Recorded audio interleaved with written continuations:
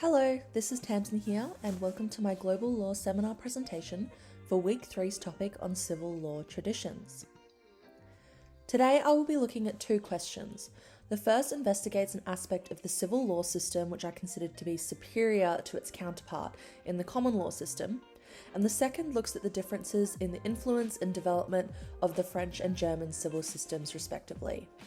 So let's take a look at question 1, and in particular focus on the inquisitorial approach of civil law systems, which ultimately I find to be superior to the adversarial approach of common law systems.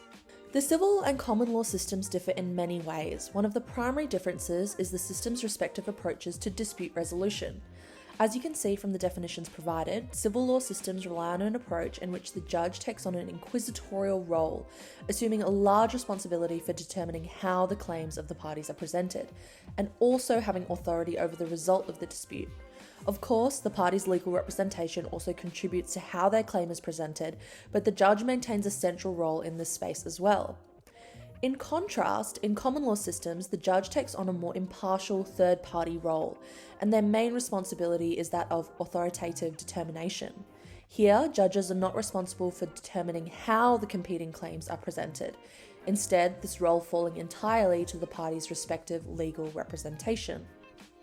As you can see, there are many mechanisms in each system that are affected by the inquisitorial and adversarial approaches respectively.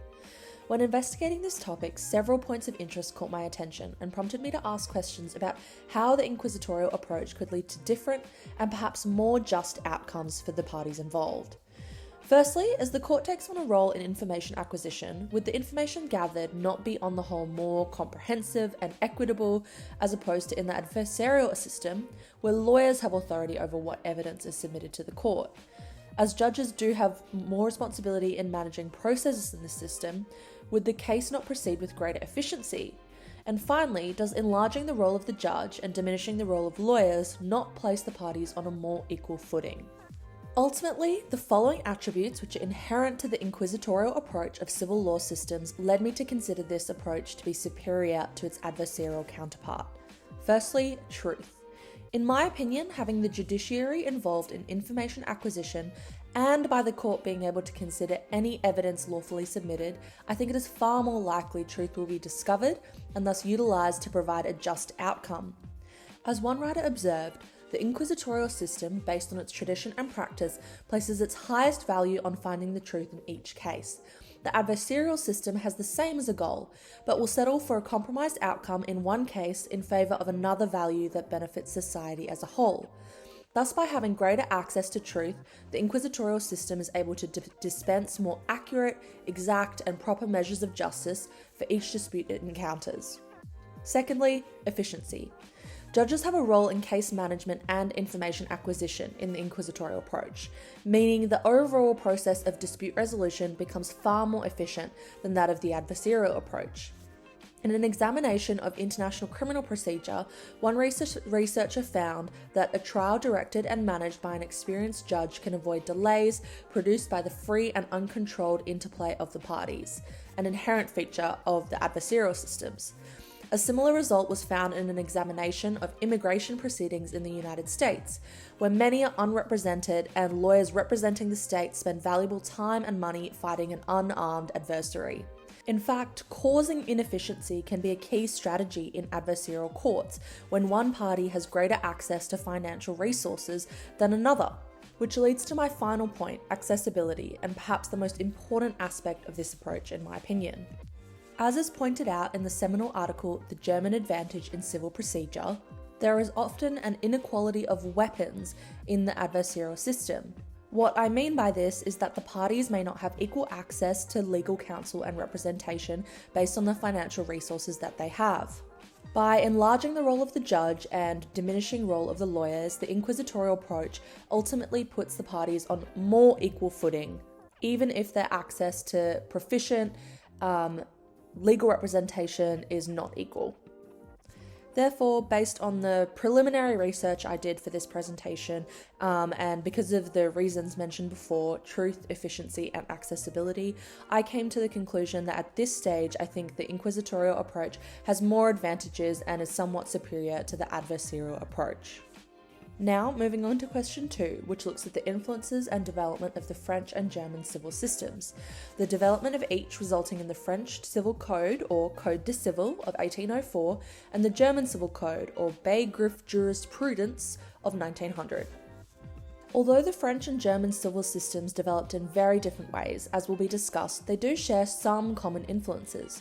The first of those being the Jus Commune, which is a collection of laws developed between the 12th and 16th centuries in Europe and is derived from primarily Roman law, but also canon law, the law merchant, and prevalent local customs.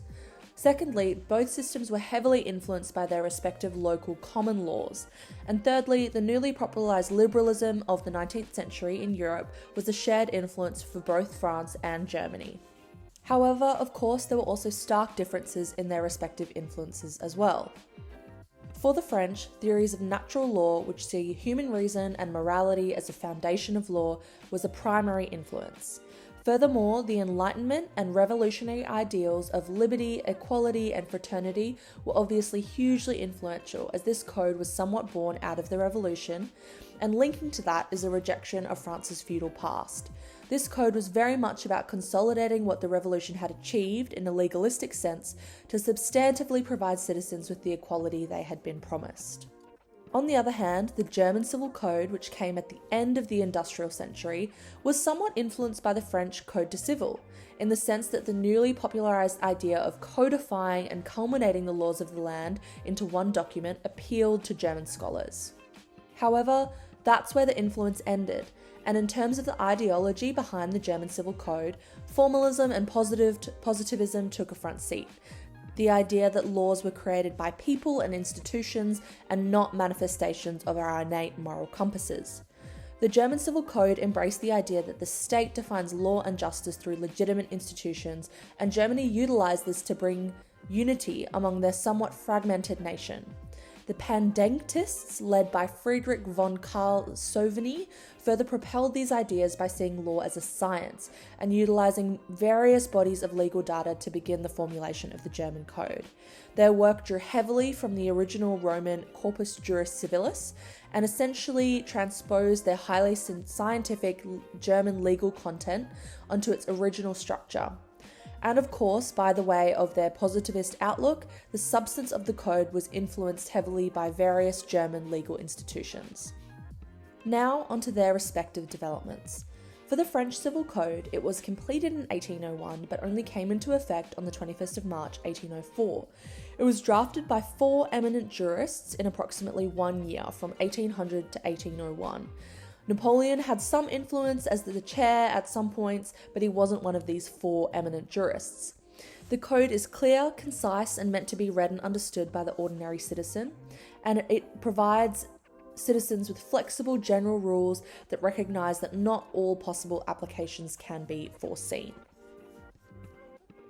In contrast, the German Civil Code was completed in 1896 and came into effect on the 1st of January 1900. It was drafted over an incredibly long period of 20 years by over 20 jurists, intellectuals, and financial representatives and other important state people.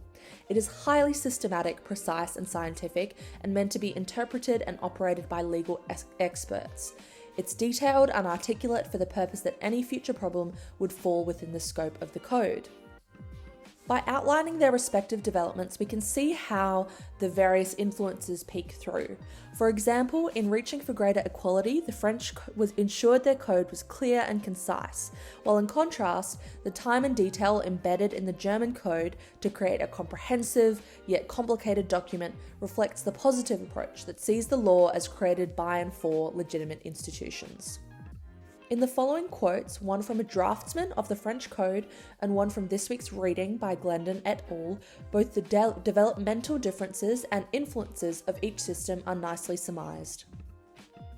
The quote by Portalis about the French Civil Code summarises the primary aim of the code, which was to provide citizens with an accessible body of legislation that reflected the revolutionary ideals of liberty, equality, and fraternity, for now and into the future as well. In contrast, the quote regarding the German Civil Code speaks to the highly scientific, exacting, and precise nature of how this code was developed, and its legacy of being held up as a really comprehensive legal document that reflects the ideals of positivism and formalism. Finally, to conclude this presentation, these are the references which I used, a copy of which will be provided in the description of this video. Thank you for listening, and I hope you enjoyed my discussion on Week 3's topic of civil law traditions.